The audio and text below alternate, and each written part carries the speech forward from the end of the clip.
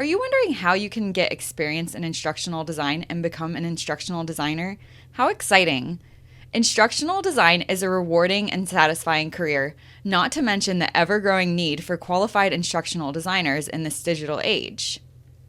Although it can be expensive and time-consuming, attending a university is an obvious way to get the experience you need in instructional design. However, there are other options. You don't have to have a formal education to become a successful instructional designer. So, what exactly is an instructional designer? You've heard the term instructional designer, but you still might be wondering exactly what an instructional designer does. Instructional designers create effective and engaging learning experiences. While trainers or instructors deliver the instruction to the audience, instructional designers work behind the scenes.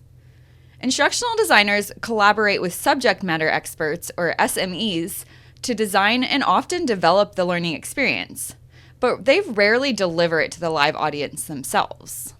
In another one of my YouTube videos, I discuss more about what an instructional designer does. If you're interested, it's called Instructional Designer Roles and Responsibilities. Now I want to talk about how to get instructional design experience without the actual experience.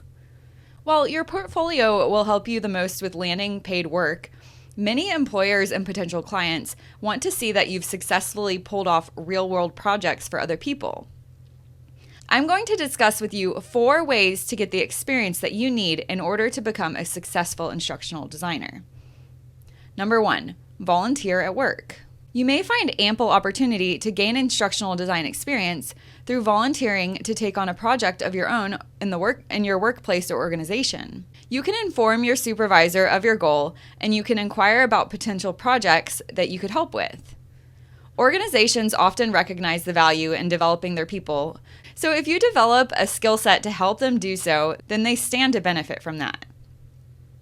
In addition, the ability not only to create effective e-learning courses, but then to successfully implement the materials and demonstrate its value illustrates your ability to develop learning experiences that have a positive impact. Real-world implementation of your work is therefore a key way to gain instructional design experience that gives you the opportunity to develop your skills and also helps you stand out amongst competition when applying for jobs.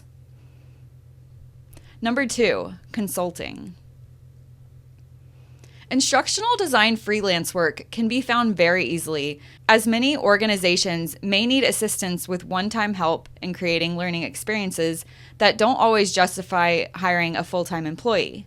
The demand for instructional designers is through the roof because so many institutions are expanding their online offerings from K-12 and higher education coursework to corporate training. Working as a consultant on individual projects can be an excellent way to gain more experience and create high-quality examples for your portfolio.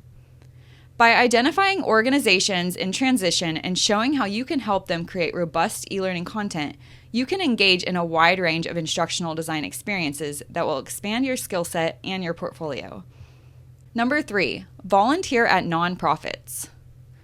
Another option is to reach out to local nonprofits to see if they could use the help of an instructional designer. This is a great way to get experience and help a cause that you believe in at the same time. Number 4, networking. In a field dedicated to making learning effective and accessible for all, there's no shortage of new ideas, resources, experiences, and mentors.